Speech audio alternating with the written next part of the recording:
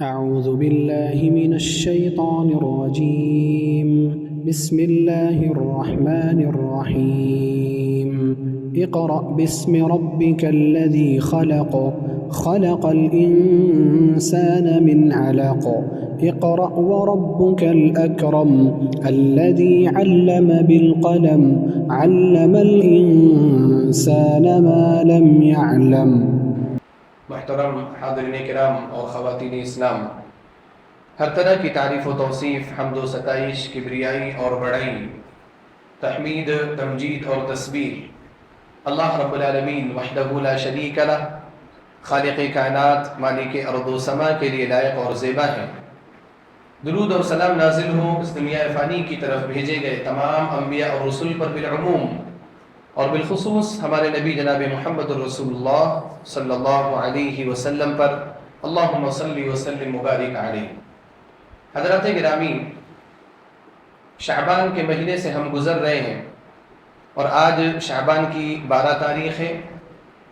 یہ شعبان کا مہینہ 8واں مہینہ ہے اسلامی کیلنڈر میں۔ اس مہینے کی اس اعتبار سے بہت زیادہ اہمیت لوگوں کے ہاں ہوتی ہے کہ اس مہینے میں زیادہ بدعات انجام دیے جاتے ہیں۔ حالانکہ یہ اہمیت جو ہے بدعات کی وجہ سے اس کا کوئی بھی ذکر ہونا نہیں چاہیے اور اس کا کوئی بھی تعلق شریعت سے ہونا نہیں چاہیے، لیکن اس کے باوجود لوگ بہت زیادہ اہمیت اور بہت زیادہ مقام اور مرتبہ اس مہینے کو دیا کرتے ہیں۔ انشاءاللہ تفصیل سے اخیر میں اس کے تعلق سے ذکر کروں گا۔ شروع میں شعبان کے تعلق سے چند تمہیدی باتیں ذکر کرنا چاہتا ہوں جو ہمیں اور آپ کو جاننا ضروری ہے۔ نبی صلی اللہ علیہ وسلم کا معمول کیا تھا؟ صحابہ کرام رضوان اللہ تعالی علیہ مجمعین اور سلف صالحین اس مہینے کو کیسے دیکھا کرتے تھے، کیا اعمال کیا کرتے تھے، اس مہینے میں کیا تیاریاں کیا کرتے تھے۔ میں انشاءاللہ ان چند تمہیدی باتوں کو ذکر کرنے کے بعد اخیر میں ان بدعات کی طرف آؤں گا۔ یہ شعبان کا جو مہینہ ہے، مؤرخین ذکر کرتے ہیں کہ شعبان، اس مہینے کا نام شعبان نبی جناب محمد رسول اللہ صلی اللہ علیہ وسلم کے 5ویں دادا قصی بن کلاب نے رکھا تھا۔ مہینوں کے نام کسی نہ کسی نے رکھے ہیں، اللہ کے رسول صلی اللہ علیہ وسلم مہینے بنائے، لیکن مہینوں کے نام ہر ایک کے ہاں الگ الگ ہیں۔ جو عرب میں مہینے رائج تھے ان مہینوں کا نام رکھا گیا، تو نبی صلی اللہ علیہ وسلم کے 5ویں دادا قصی بن کلاب نے اس مہینے کا نام شعبان رکھا۔ رمضان کا مہینہ بھی ایک مناسبت سے رکھا گیا، کیونکہ ذکر کیا جاتا ہے کہ رمضان کا مہینہ جب پہلی مرتبہ آیا تو اس وقت بہت زیادہ شدید گرمی تھی، تو شدید گرمی کو دیکھ کر کے لوگوں نے رمضان کا نام رمضان رکھ دیا، کیونکہ رمض یرمض کا معنی ہوتا ہے اونٹنیوں کے پیر کا جلنا دھوپ کی شدت کی وجہ سے، تو دھوپ کی شدت، گرمی کی شدت کی وجہ سے اس مناسبت سے رمضان کو رمضان کہا گیا۔ تو شعبان کو قصی بن کلاب نے شعبان کہا، کیوں کہا؟ 2 وجہیں ذکر کیا کرتے ہیں مؤرخین۔ پہلی وجہ یہ ذکر کرتے ہیں کہ شعبان جو ہے یہ تشعب یا تشعب تشعبا سے ماخوذ ہے، جو باب تفاعل سے ہے، اس کا معنی ہوتا ہے منتشر ہو جانا، الگ الگ ہو جانا، جدا ہو جانا۔ اور اس کی وجہ یہ ذکر کرتے ہیں کہ چونکہ اس سے پہلے جو مہینہ تھا رجب کا مہینہ تھا، اور رجب کا مہینہ حرمت والے مہینوں میں سے ایک ہے، جن مہینوں میں لڑائی کرنا، جن مہینوں میں حملہ کرنا، یہ ساری چیزیں حرام ہیں، اور ان کا اہتمام زمانہ جاہلیت میں افراد کیا کرتے تھے۔ تو چونکہ یہ رجب کا مہینہ حرمت والا مہینہ ہوتا تھا، لوگ اپنے گھروں میں ہوتے تھے، لوگ باہر نہیں نکلتے تھے، پھر اس کے بعد جیسے ہی شعبان کا مہینہ آتا تھا، یہ حرمت والا مہینہ چونکہ نہیں ہوتا تھا، تو لوگ لڑائیاں کرنے کے لیے ادھر ادھر نکل جاتے تھے۔ تو تشعب تشعب کا معنی اس میں پایا جاتا ہے کہ لوگ منتشر ہو جاتے تھے، لوگ الگ الگ ادھر ادھر چلے جایا کرتے تھے۔ دوسری وجہ تسمیہ مؤرخین یہ ذکر کی کہ شعبان یہ شعب سے ماخوذ ہے، اور شعب کا معنی ہوتا ہے گھاٹی، یعنی 2 پہاڑوں کے درمیان وادی یا گھاٹی آپ کہیں تو گھاٹی کو شعب کہا جاتا ہے۔ تو چونکہ یہ جو مہینہ ہے شعبان کا مہینہ، یہ رجب اور رمضان کے درمیان ایک گھاٹی کی طرح سے مہینہ ہے، اس وجہ سے اس کو شعبان کہا گیا۔ یہ 2 وجہ تسمیہ مؤرخین ذکر کیا کرتے ہیں۔ اب آئیے ہم دیکھتے ہیں کہ شریعت میں شعبان کا کیا مقام و مرتبہ ہے۔ شعبان مہینے کی جتنی فضیلت مشہور ہے اور جتنا زیادہ اہتمام ہمارے یہاں کے لوگ کرتے ہیں، اتنی زیادہ فضیلتیں صحیح احادیث سے اس مہینے کے تعلق سے وارد نہیں ہیں۔ جو ہمیں جو سب سے اچھی یا سب سے صحیح جو چیز ملتی ہے وہ یہ کہ ہمارے نبی جناب محمد رسول اللہ صلی اللہ علیہ وسلم اس مہینے میں زیادہ سے زیادہ روزہ رکھا کرتے تھے. چنانچہ صحیح بخاری اور صحیح مسلم کی روایت ہے، اما عائشہ رضی اللہ تعالی عنہا راویہ حدیث ہیں، فرماتی ہیں لم يكن النبي صلی اللہ علیہ وسلم يصوم شهرا اکثر من شعبان فانه كان يصوم شعبان كله، کہ نبی صلی اللہ علیہ وسلم شعبان کے مہینے سے زیادہ کسی بھی مہینے میں روزے نہیں رکھا کرتے تھے. اور نبی علیہ الصلوۃ والسلام کے روزہ رکھنے کا عالم یہ تھا کہ آپ مکمل شعبان روزہ رکھا کرتے تھے. مکمل شعبان سے بعض لوگوں کو اشکال پیدا ہوتا ہے کہ کیا پورے مہینے کا روزہ؟ حالانکہ نبی صلی اللہ علیہ وسلم کی سنت میں سے، آپ کی عادت میں سے کبھی بھی یہ نہیں دیکھا گیا کہ نبی صلی اللہ علیہ وسلم نے رمضان کے علاوہ کسی بھی مہینے کا مکمل روزہ رکھا ہو. تو بعض لوگوں کو اس روایت سے اشکال پیدا ہوتا ہے فَإِنَّهُ كَانَ يَصُومُ شَعْبَانَ كُلَّهُ، کہ نبی علیہ الصلوۃ والسلام مکمل شعبان روزہ رکھا کرتے تھے. تو اس روایت کی تفسیر اور توضیح دوسری روایت سے ہوتی ہے جس میں یہ موجود ہے، صحیح مسلم کی روایت ہے فَإِنَّهُ كَانَ يَصُومُ شَعْبَانَ إِلَّا قَلِيلًا، کہ نبی صلی اللہ علیہ وسلم شعبان کا روزہ رکھا کرتے تھے الا یہ کہ تھوڑے ایام کو نبی صلی اللہ علیہ وسلم چھوڑ دیا کرتے تھے. اس کا مطلب یہ کہ مکمل شعبان کا روزہ نبی علیہ الصلوۃ والسلام کبھی مقبول نہیں تھا. تو اللہ کے رسول صلی اللہ علیہ وسلم اکثریت یعنی اکثر ایام شعبان کے روزہ رکھا کرتے تھے. یہاں پر ایک اہم بات جس کی طرف میں ہمیشہ لوگوں کی توجہ مبذول کرتا ہوں اور لوگوں کو نشاندہی کرتا ہوں وہ یہ کہ آپ نے سنا کہ نبی صلی اللہ علیہ وسلم شعبان کے مہینے میں سب سے زیادہ روزہ رکھا کرتے تھے. حالانکہ ہمیں یہ بھی معلوم ہے کہ اگر نفلی روزہ کسی مہینے میں رکھنا ہے تو سب سے افضل روزہ نفلی روزہ محرم کے مہینے کا ہے. اس کے تعلق سے صحیح بخاری صحیح مسلم میں بھی روایت ہے، نبی علیہ الصلوۃ والسلام نے فرمایا افضل الصیام بعد رمضان شہر اللہ المحرم، رمضان المبارک کے روزے کے بعد سب سے افضل روزہ اللہ تعالیٰ کے مہینے محرم کا روزہ ہے. تو نبی علیہ الصلوۃ والسلام نے محرم کے روزے کی افضلیت بتائی، سب سے افضل روزہ، لیکن اس کے باوجود ہمیں کسی بھی حدیث میں نہیں ملتا کہ نبی علیہ الصلوۃ والسلام محرم کے مہینے میں زیادہ سے زیادہ روزہ رکھتے ہیں، بلکہ اس کے الٹا ہمیں شعبان کے مہینے کے تعلق سے ملتا ہے کہ اللہ کے رسول صلی اللہ علیہ وسلم شعبان کے مہینے میں زیادہ سے زیادہ روزہ رکھا کرتے تھے.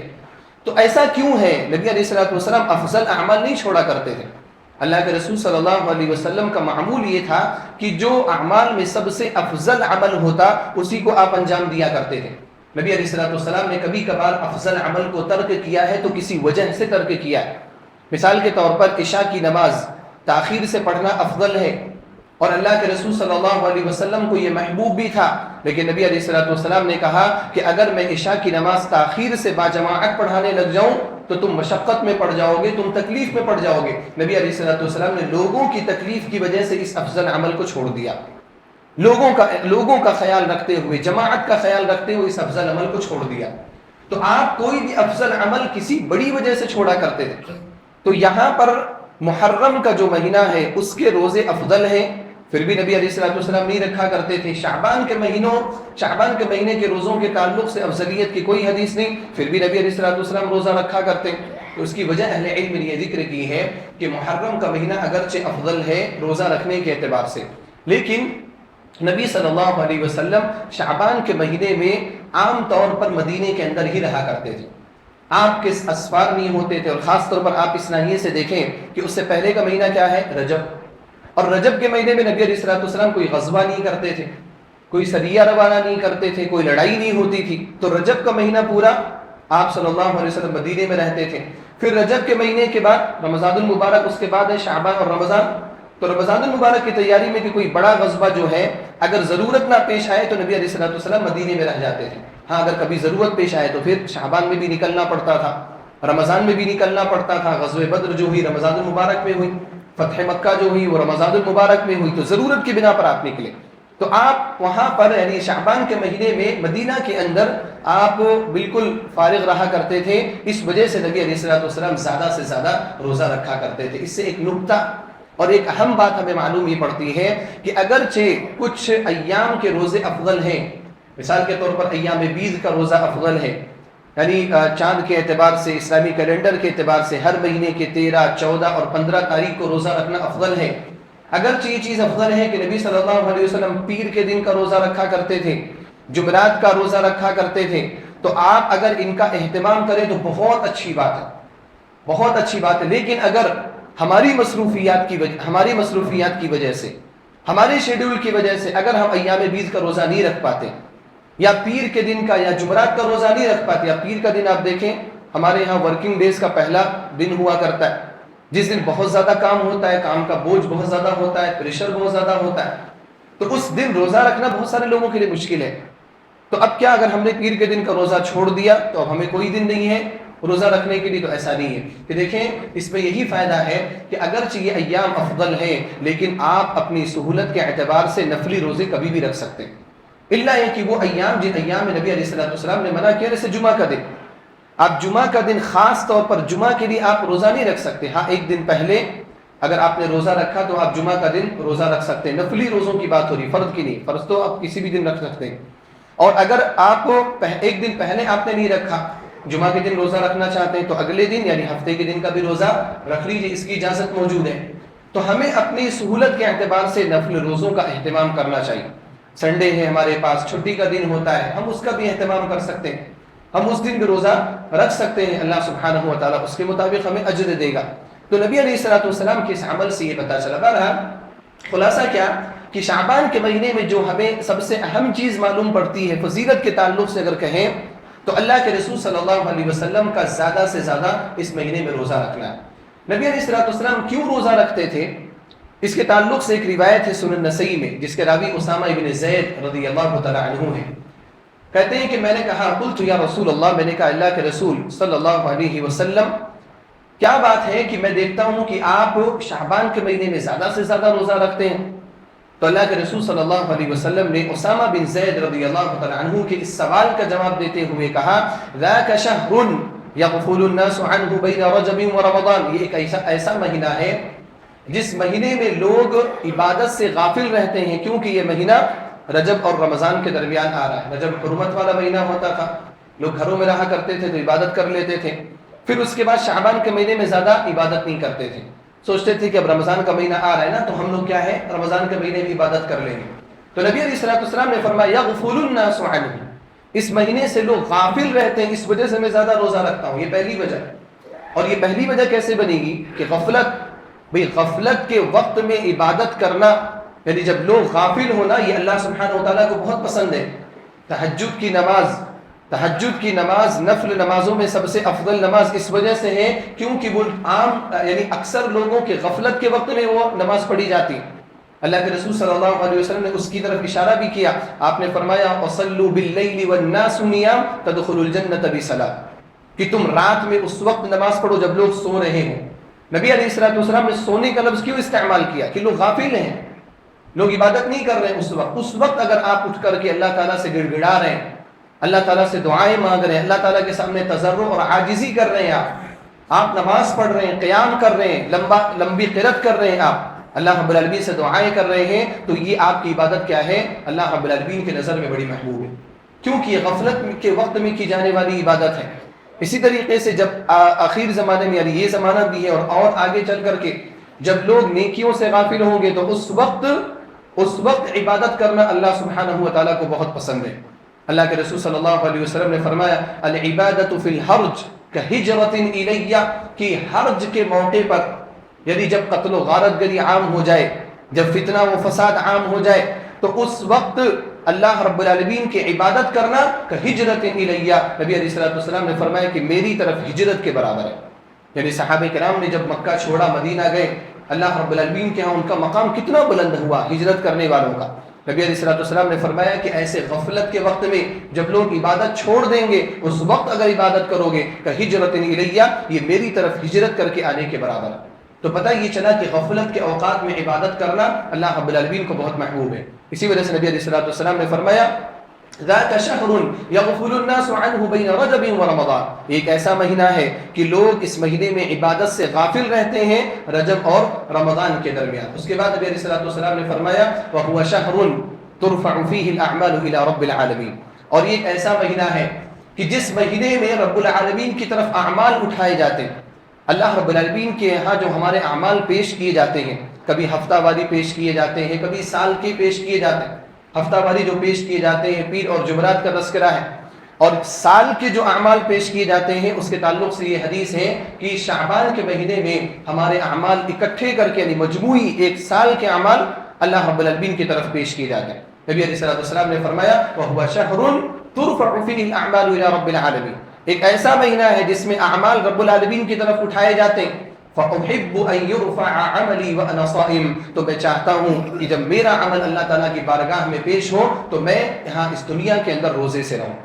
نبی علیہ الصلوۃ والسلام اس وجہ سے بکثرت روزہ رکھا کرتے تھے۔ سنن نسائی کی روایت ہے اسامہ بن زید رضی اللہ تعالیٰ عنہ اس حدیث کے راوی۔ اس حدیث سے پتہ چلا کہ اللہ کے رسول صلی اللہ علیہ وسلم شعبان کے مہینے میں بکثرت روزہ کیوں رکھا کرتے تھے، تو اس کی وجہ دو وجہیں اس حدیث سے پتہ چلی۔ اب یہ جو دو باتیں ہیں، ان دو باتوں کے علاوہ نبی صلی اللہ علیہ وسلم سے شعبان کی کوئی بھی فضیلت ثابت نہیں ہے، کوئی بھی صحیح روایت ثابت نہیں ہے۔ ہاں ایک اور روایت ہے جس کے بارے میں اہل علم کا شدید اختلاف ہے کہ 15ویں شعبان کی فضیلت، یعنی پورے مہینے کی نہیں، میں نے اب تک جو بات کی پورے مہینے کے تعلق سے کی، اب خصوصاً اس پورے مہینے میں ایک تاریخ ایسی ہے جس کی فضیلت کے بارے میں اہل علم کا اختلاف، اور وہ ہے 15ویں شعبان۔ اب 15ویں شعبان کے تعلق سے بہت ساری روایتیں آئی ہیں، مثال کے طور پر سنن ابو داؤد، سنن ترمذی وغیرہ میں ابو موسیٰ اشعری رضی اللہ تعالیٰ عنہ کی طرف منسوب ایک روایت ہے کہ انہوں نے کہا کہ نبی علیہ الصلوۃ والسلام نے فرمایا کہ اذا كانت ليلة النصف من شعبان، کہ جب 15ویں شعبان کی رات آتی ہے اللہ سبحانہ و تعالیٰ آسمان دنیا کی طرف نزول کرتا ہے، فيغفر لجميع خلقه الا لمشرك او مشاحن، اللہ رب العالمین تمام مخلوقات کی مغفرت کر دیتا ہے سوائے مشرک کے اور سوائے ان دو لوگوں کے جن کے آپس میں بغض ہو، آپس میں کینہ ہو اور آپس میں نفرت ہو، اللہ رب العالمین ان کو مؤخر کر دیتا ہے، ورنہ سب کے اعمال، سب کے گناہوں کو اللہ تعالیٰ معاف کر دیتا ہے۔ اب یہ جو روایت ہے 15ویں شعبان کے تعلق سے، جو 15ویں شعبان کی فضیلت بتا رہی ہے، اس روایت کے تعلق سے اہل علم کا شدید اختلاف ہے کہ روایت صحیح ہے یا ضعیف ہے، اور میری تحقیق کے مطابق میں نے ایک مستقل اس موضوع پر ایک کتاب لکھی جو جس کا نام ہے جامع البیان فی تخریج الاحادیث والآثار الواردۃ فی شہر شعبان۔ شعبان مہینے کے تعلق سے جتنی بھی روایتیں ہیں میں نے ساری روایتوں کو اکٹھا کیا، تقریباً 300 حدیثوں کی تخریج ہے اور 600 ساڑھے 600 صفحے پر مشتمل یہ کتاب ہے، رسالہ ہے عربی زبان میں۔ تو اس کتاب میں جب میں نے اس طرح کے پورے اعمال کی پورے حدیث کی تخریج کی تو نتیجہ جو میرے سامنے ظاہر ہوا کہ یہ روایت ضعیف جدا ہے، کسی بھی اعتبار سے صحیح نہیں۔ اور اگر جو کچھ لوگ جیسے شیخ البانی رحمہ اللہ وغیرہ ہیں، اگر ان کی تحقیق کے مطابق اس کو حسن درجے تک مان بھی لیتے ہیں، پھر بھی اس حدیث سے کوئی بھی خاص عمل کا ثبوت ہمیں نہیں پہنچتا۔ آپ مفہوم پر غور کریے، نبی علیہ الصلوۃ والسلام نے کیا فرمایا اگر وہ صحیح قول ہے تو، کہ جب 15ویں شعبان کی رات ہوتی ہے تو اللہ رب العالمین آسمان دنیا پر نزول فرماتا ہے اور اللہ تعالیٰ تمام لوگوں کو معاف کر دیتا ہے سوائے کس کے؟ سوائے مشرک کے اور سوائے بغض رکھنے والے لوگوں کے۔ اب اس میں کس عمل کے بارے میں کہا جا رہا ہے؟ کیا دن میں روزہ رکھنے کے تعلق سے حکم دیا جا رہا ہے؟ کیا راتوں میں نماز پڑھنے کے تعلق سے ذکر کیا جا رہا ہے؟ کیا قبرستان کی زیارت کے بارے میں ذکر کیا جا رہا ہے؟ کسی بھی طرح کا عمل کوئی بھی اس حدیث میں مذکور نہیں۔ تو اگر اس حدیث کو صحیح مان بھی لیا جائے پھر بھی اس سے کسی بھی خاص عمل کا ثبوت ہمیں نہیں ملتا۔ اب یہاں پر دیکھیں میں نے حدیثوں کے حوالے سے بات کی، ہاں سلف کیا کرتے تھے شعبان کے مہینے میں، خاص طور پر وہ رمضان کی تیاری کیا کرتے تھے۔ جیسے مثال کے طور پر عمرو بن قیس الملائی رحمہ اللہ کے بارے میں ذکر کیا جاتا ہے کہ جب شعبان کا مہینہ داخل ہو جاتا تھا تو وہ رمضان کے لیے اپنے آپ کو تیار کرنے کے لیے ابھی سے شعبان کے مہینے سے ہی اپنی دکان بند کر دیا کرتے تھے۔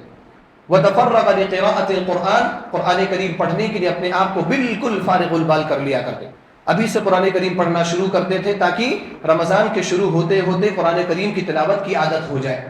عمرو بن قیس الملائی، اسی طریقے سے حبیب بن ابی ثابت رحمہ اللہ کے بارے میں ذکر کیا جاتا ہے کہ جب شعبان کا مہینہ داخل ہوتا تو وہ کہتے کہ ھذا شہر القراء، یہ قرآن کریم پڑھنے والوں کا مہینہ ہے، زیادہ سے زیادہ قرآن کریم کی تلاوت کرو۔ وہ خود تلاوت کرتے تھے اور دوسرے لوگوں کو بھی قرآن کریم کی تلاوت کی طرف لے کر کے آنے کی کوشش کیا کرتے تھے۔ تو سلف جو ہے وہ رمضان کی تیاری کیا کرتے تھے، لیکن ہمارے یہاں آپ دیکھیں 15ویں شعبان کو الگ الگ مخصوص قسم کی ایسی عبادتیں کی جاتی ہیں جن کا ذکر یا جن کا وجود نہ تو نبی جناب محمد رسول اللہ صلی اللہ علیہ وسلم کے زمانے میں تھا اور نہ ہی صحابہ تابعین اور سلف صالحین کے زمانے میں تھا۔ آئیے چند بدعات کی طرف میں آپ کو لے کر کے جانا چاہتا ہوں۔ جو بدعات انجام دی جاتی ہیں تو یہ جو بدعات ہیں یہ 15ویں شعبان کے حوالے سے ہی انجام دی جاتی ہے۔ میں نے ذکر کیا آپ کو کہ 15ویں شعبان کے تعلق سے بھی کوئی روایت ثابت نہیں ہے کہ اس رات کی کوئی خاص فضیلت ہے، کوئی بھی روایت صحیح طور پر ثابت نہیں ہے، لیکن پھر بھی اس کو ثابت مان کر کے اس کو ایک بڑا درجہ دینے کی کوشش کی جاتی۔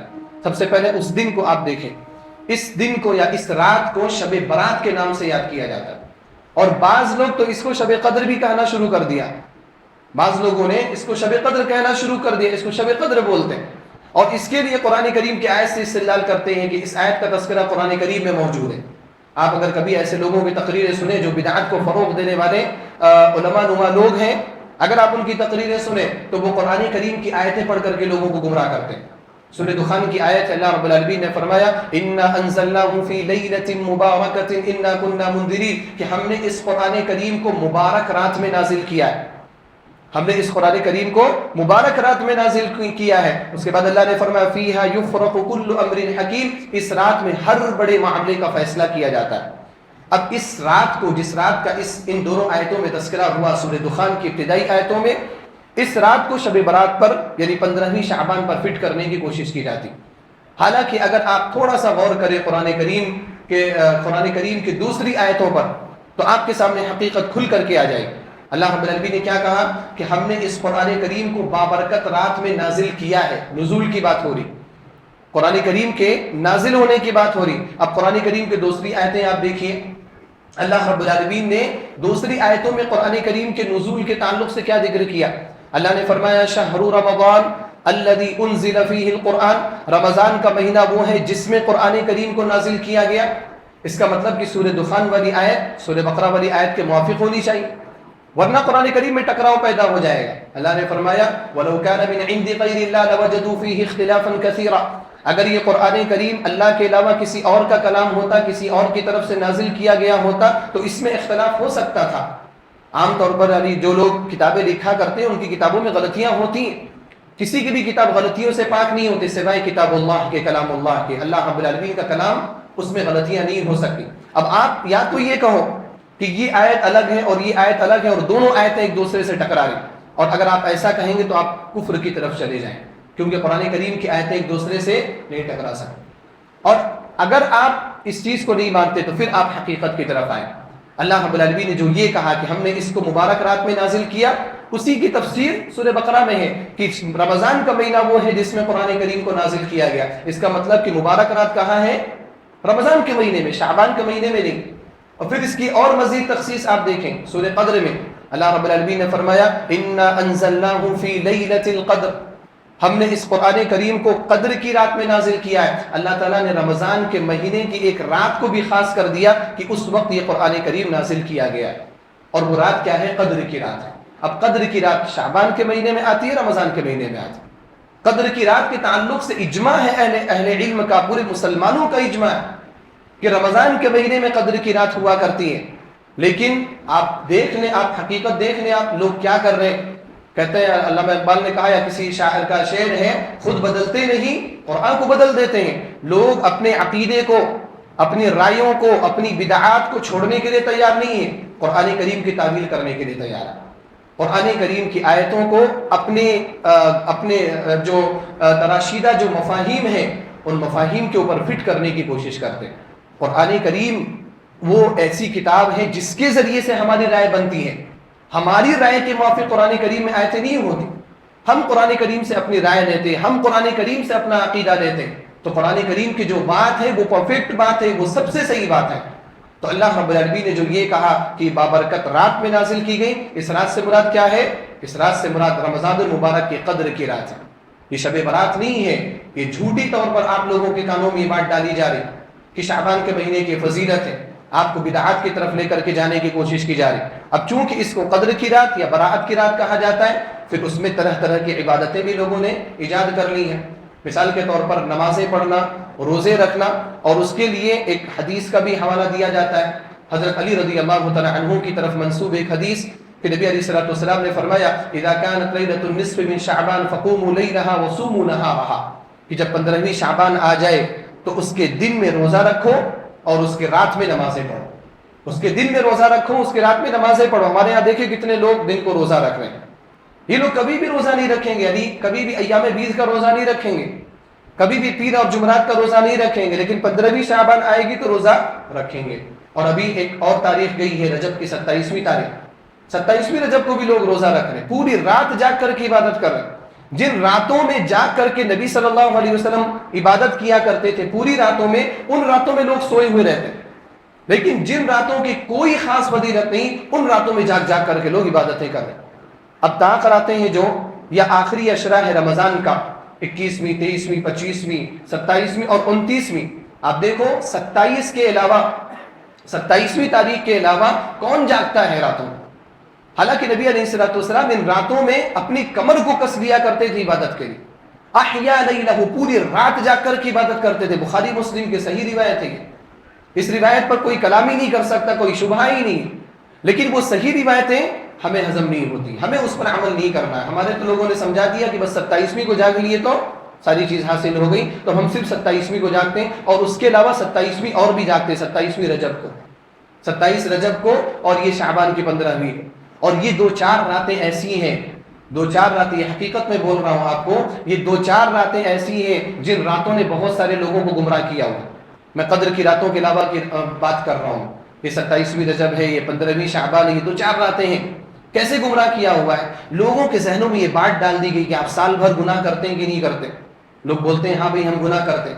آپ سال بھر نمازیں چھوڑتے ہیں کہ نہیں چھوڑتے؟ ہاں نمازیں چھوڑتے ہیں۔ تو اس رات کو جاگ کر کے پوری قضائے عمری کر لو، پوری عمر کی نمازوں کی قضا کر لو۔ اب بندہ کیا سوچتا ہے، اگر ایک رات میں جاگ کر کے قضائے عمری ہو سکتی ہے، سال بھر کی نمازوں کی ٹینشن کون لے گا؟ اسی وجہ سے آپ دیکھو مسجد خالی، لوگ نماز پڑھنے نہیں آ رہے، کیونکہ ان کو یہ بتا دیا گیا کہ 1-2 رات آپ کے لیے کافی ہے۔ کون سا اسلام ہے؟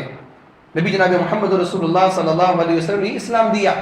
اللہ کے رسول صلی اللہ علیہ وسلم نے معاذ بن جبل رضی اللہ تعالیٰ عنہ کو یمن کی طرف بھیجا، اور بھیجتے ہوئے نصیحت کی، انک تأتی قوما من اہل الکتاب، آپ اہل کتاب کی قوم کے پاس جا رہے، فلیکن اول ما تدعوہم الیہ شہادۃ ان لا الہ الا اللہ وانی رسول اللہ، سب سے پہلے آپ شہادتین کا اقرار کرانے کی کوشش کرنا، شہادتین کی دعوت دینا، لا الہ الا اللہ محمد رسول اللہ کی دعوت دینا۔ فَإِذَا فَعَلُوا ذَلِكَ، نبی علیہ الصلوۃ والسلام نے فرمایا اگر انہوں نے شہادتین کا اقرار کر لیا، اسلام قبول کر لیا، فَأَخْبِرْهُمْ أَنَّ اللَّهَ افْتَرَضَ عَلَيْهِمْ 5 صَلَوَاتٍ فِي كُلِّ يَوْمٍ وَلَيْلَةٍ۔ کیا فرمایا نبی علیہ الصلوۃ والسلام نے کہ ان کو، ابھی جو نئے نئے مسلمان ہو رہے ہیں، ان کو جا کر کے بتا دینا کہ اللہ رب العالمین نے دن اور رات میں 5 وقت کی نمازیں ان کے اوپر فرض کی ہیں۔ اگر قضائے عمری ہوتی تو نبی علیہ الصلوۃ والسلام اپنی امت کے لیے اتنے رحیم تھے نا، 5 نمازوں کی ٹینشن نہیں دیتے، آپ صلی اللہ علیہ وسلم بتا دیتے کہ قضائے عمری کر لو بس ختم۔ یہ قضائے عمری یہ بھی ایک بدعت والی نماز ہے، کوئی قضائے عمری نہیں۔ اب لوگ سوچ رہے ہیں کہ ہماری جو نمازیں چھوٹ گئی ان کا ہم کیا کریں؟ اہل علم نے ذکر کیا جو نماز آپ نے جان بوجھ کر کے چھوڑی نا، آپ اس کے بدلے میں آپ 1000 نمازیں پڑھ لو، آپ کی نماز مقبول نہیں ہوگی، اس کے لیے توبہ کرنا ہے آپ نے کبیرہ گناہ کیا۔ بعض اہل علم تو کفر مانتے ہیں، لیکن جمہور علماء کبیرہ گناہ مانتے ہیں اس کو، اور یہ گناہوں میں سب سے، یعنی کبیرہ گناہوں میں بھی سب سے بڑا گناہ ہے کہ آپ جان بوجھ کر کے نمازیں چھوڑ دی نمازیں۔ اب کیا کریں گے؟ توبہ کرو، اللہ تعالیٰ سے معافی مانگو، رو گڑ گڑاؤ کہ اللہ بہت غلطیاں ہو چکی۔ یہ اصل کفارہ ہے، قضائے عمری کوئی کفارہ نہیں ہے، بلکہ قضائے عمری کرنے والوں کو اللہ سبحانہ و تعالیٰ سزا بھی دے سکتا ہے۔ کیوں؟ بدعت کے انجام دینے کی بنا، کیونکہ بدعت ایک ایسی چیز ہے اللہ تعالیٰ بدعت والے عمل کو رد تو کرتا ہی کرتا ہے، لیکن اگر بندہ اس کو جان بوجھ کر کے اصرار کے ساتھ کرتا ہے نا تو اللہ رب العالمین اس کو سزا بھی دے دے گا۔ ایک مثال میں آپ کے سامنے پیش کرتا ہوں۔ امام مالک رحمہ اللہ کے پاس ایک شخص آیا اور اس نے کہا کہ میں ذوالحلیفہ کی بجائے مسجد نبوی سے احرام باندھ کر کے جانا چاہتا ہوں۔ آپ میں سے جن لوگوں نے حج یا عمرہ کیا پتہ ہے کہ اگر مدینہ سے آپ جا رہے ہیں تو میقات کیا ہے؟ ذوالحلیفہ۔ ذوالحلیفہ سے جا کر کے وہاں سے اللہم لبیک عمرۃ اللہم لبیک حجۃ بولنا ہے، وہاں سے نیت کرنی ہے کہ اللہ میں عمرہ کرنے کے لیے، حج کرنے کے لیے حاضر ہوں۔ تو اس بندے نے کیا کہا کہ بھی ذوالحلیفہ سے زیادہ افضل جگہ کیا ہے؟ مسجد نبوی، میں یہاں سے اللہم لبیک عمرۃ بول کر کے جاؤں گا۔ وہ آیا امام مالک رحمہ اللہ کے پاس، امام دار الہجرہ، امام اہل المدینہ، ان کے پاس آیا اور یہ سوال پوچھا۔ امام مالک رحمہ اللہ نے کہا کہ مجھے خدشہ ہے کہ اگر تو ایسا عمل کرے گا تو اللہ رب العالمین تجھ کو سزا دے گا۔ کیا کہا ہوگا؟ مجھے خدشہ ہے کہ اللہ تعالیٰ تجھے سزا دے گا۔ کیوں؟ کیونکہ تو نے بدعت ایجاد کرنے کی کوشش کی۔ اور پھر دلیل کے طور پر امام مالک رحمہ اللہ نے سورہ نور کی آیت پڑھ کر کے سنائی فَلْيَحْذَرِ الَّذِينَ يُخَالِفُونَ عَنْ أَمْرِهِ أَن تُصِيبَهُمْ فِتْنَةٌ أَوْ يُصِيبَهُمْ عَذَابٌ أَلِيمٌ۔ ان لوگوں کو ڈرنا چاہیے جو نبی علیہ الصلوۃ والسلام کے حکم کی مخالفت کرتے ہیں کہ کہیں ان کو کوئی فتنہ نہ آ رہے اور کہیں اللہ رب العالمین ان کو دردناک عذاب میں مبتلا نہ کر دے۔ جو بھی نبی علیہ الصلوۃ والسلام کی مخالفت کرتے، یہ مخالفت ہے کہ طاق راتوں میں اللہ کے رسول صلی اللہ علیہ وسلم عبادت کیا کرتے تھے، عبادت کرنے کا حکم دیا، ان راتوں میں عبادت نہ کر کے الگ الگ سے راتیں بنائی جائیں، یہ نبی علیہ الصلوۃ والسلام کی واضح طور پر مخالفت ہے۔ اسی وجہ سے میں نے جو شروع میں آیت کریمہ پڑھی یا ایھا الذین آمنوا اطیعوا اللہ واطیعوا الرسول ولا تبطلوا اعمالکم، اے ایمان والو اللہ کی اطاعت کرو، رسول کی اطاعت کرو، اور اللہ اور اس کے رسول کی اطاعت سے اپنے آپ کو ہٹا کر کے اپنے اعمال کو برباد مت کرو، آپ کے اعمال برباد ہو جائیں گے۔ کچھ لوگ ہیں جو دنیا کے اندر بڑی محنت کرتے ہیں لیکن ان کی جو محنت ہے وہ نبی علیہ الصلوۃ والسلام کے بتائے ہوئے طریقے کے مطابق نہیں ہے، ان کے اعمال اللہ رب العالمین کے ہاں ضائع ہو جائیں گے، کیونکہ عمل کی قبولیت کی دو شرط ہے، اخلاص ہونا چاہیے، اللہ کے لیے آپ وہ کام کریں، دوسری شرط یہ ہے کہ آپ کا عمل نبی علیہ الصلوۃ والسلام کے بتائے ہوئے طریقے کے مطابق ہونا چاہیے، اگر مطابق نہیں ہے تو پھر اللہ رب العالمین کے ہاں وہ عمل مردود ہے۔ من عمل عملا ليس عليه امرنا فهو رد، صحیح مسلم کی روایت، حتی عائشہ رضی اللہ تعالی عنہا راوی حدیث کہ جس شخص نے بھی کوئی ایسا عمل کیا، نبی علیہ الصلوۃ والسلام نے فرمایا جس شخص نے بھی کوئی ایسا عمل کیا جس پر ہمارے دین کا حکم نہیں ہے فهو رد، تو اس کا وہ عمل مردود ہے۔ تو یہ بدعتیں ہیں کہ رات میں نماز پڑھی جا رہی، دن میں روزے رکھے جا رہے، تو حضرت علی رضی اللہ عنہ کی طرف جو منسوب حدیث ہے وہ حدیث موضوع حدیث ہے، گھڑی ہوئی حدیث ہے، یعنی کسی نے اپنی طرف سے بنا کر کے لوگوں کے درمیان مشہور کر دیا، اور ایسا لوگ کرتے ہیں، ایسا لوگ کرتے ہیں جان بوجھ کر کے کہ گھڑ کر کے حدیثیں اپنی طرف سے بنا کر کے حدیثیں لوگوں کے سامنے پیش کرتے رہتے ہیں۔ ہمیں ان ایسے لوگوں سے بچ کر کے رہنا چاہیے، اور ہمیں کتاب و سنت سے محبت کرنی چاہیے، کتاب و سنت کے اندر جو باتیں ہیں ان باتوں پر ہمیں عمل کرنا چاہیے، ورنہ لوگ پتہ نہیں کیسا کیسا عقیدہ ہم سے رکھوانے کی کوشش کریں گے۔ اب اسی رات میں دیکھیں مردوں کے آنے جانے کا بھی عقیدہ رکھا جاتا ہے کہ مردے آتے ہیں گھروں کے اندر اور کھانا کھا کر کے جاتے ہیں، یہ کون سا عقیدہ ہے؟ یہ تو غیر مسلموں کا عقیدہ ہے، یہ تو یونانیوں کا عقیدہ ہے، وہاں سے چلا ہوا ہے۔ آج ہمارے یہاں ہندوؤں کا بھی یہ عقیدہ ہے کہ مردے آتے ہیں پلٹ کر کے آتے ہیں، کسی کا کوئی کام نہیں ہوا تو وہ پلٹ کر کے آئے۔ قرآن کریم میں تو یہ عقیدہ نہیں ہے، قرآن کریم میں تو یہ کہا جا رہا ہے کہ فَإِذَا جَاءَ أَحَدَهُمُ الْمَوْتُ قَالَ رَبِّ ارْجِعُونِ لَعَلِّي أَعْمَلُ صَالِحًا فِي مَا تَرَكْتُ كَلَّا إِنَّهَا كَلِمَةٌ هُوَ قَائِلُهَا۔ اللہ تعالیٰ نے فرمایا جب کسی کے اوپر موت آ جاتی ہے نا تو پھر وہ پلٹ کر کے جانے والا نہیں ہے، وہ انسان بولتا ہے کہ اے اللہ تو مجھے پلٹا دے دنیا میں دوبارہ اچھا عمل کر کے تیرے سامنے آؤں گا۔ اللہ رب العالمین کہتا ہے کلا، ہرگز نہیں، انہا کلمۃ هو قائلھا، ایک بات ہے جو اپنی زبان سے وہ کہہ رہا ہے کہ اللہ تو پلٹا دے میں نیک عمل کر کے آؤں گا، ایک بات ہے، یہ پلٹنے والا نہیں ہے، اس کو بھیجا بھی نہیں جائے گا، نہ اچھے لوگوں کو بھیجا جاتا ہے نہ برے لوگوں کو بھیجا۔ یہ برے لوگوں کی نہ بھیجنے کی دلیل، اچھے لوگوں کے نہ بھیجنے کی دلیل سورہ یاسین۔ سورہ یاسین بہت پڑھتے ہیں آپ لوگ، لیکن کبھی تفسیر اٹھا کر کے پڑھ لیجیے آپ، کیا اللہ رب العالمین نے اس میں ذکر کیا قال یا لیت قومی یعلمون، اس بندے کا جس بندے نے ان 3 انبیاء کے نام کی مدد کی تھی جن کا قصہ سورہ یاسین میں ذکر ہوا، اس بندے کو لوگوں نے مار دیا، وہ شہید ہو گیا۔ شہید ہونے کے بعد جب اللہ رب العالمین نے اس کو نعمتوں سے نوازا، وہ بندہ بول اٹھا یا لیت قومی یعلمون، اے اللہ کاش کہ میری قوم کو پتہ چل جائے، بما غفر لی ربی، کہ میرے رب نے مجھے کیسے معاف کیا، وجعلنی من المکرمین، اور اللہ تعالیٰ نے مجھے کیسے باعزت بنایا، کاش کہ میرے قوم کے لوگوں کو معلوم ہو جائے۔ قال یا لیت قوم یعلمون بما غفر لی ربی وجعلنی من المکرمین، اللہ رب العالمین سے اس نے یعنی ایک بات اس نے کہی، یا لیت کہہ کر کے کہی، اس کا مطلب کہ قوم کے لوگوں کے پاس اب وہ پلٹ کر کے جانے والا نہیں ہے، اللہ رب العالمین نے اس کو نہیں بھیجا۔ صحیح بخاری صحیح مسلم کی روایت ہے کہ جب بندہ مومن قبر میں جاتا ہے اور اس کو جنت کی بشارت مل جاتی ہے تو وہ کہتا ہے کہ مجھے میرے گھر والوں کی طرف واپس جانے دو، حتی ابشر اہلی، کہ میں اپنے گھر والوں کو خوشخبری سنا دوں کہ میں سکسیس ہو گیا، میں پاس ہو گیا، مجھے جنت مل گئی۔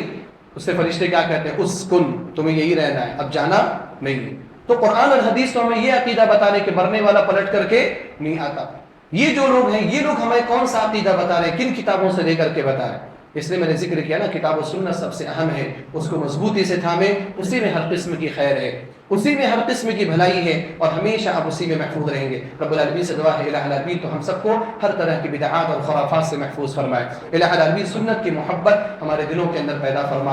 الہ العالمین سنت کی محبت، سنت سے محبت کرنے، سنت پر عمل کرنے کی توفیق عطا فرما۔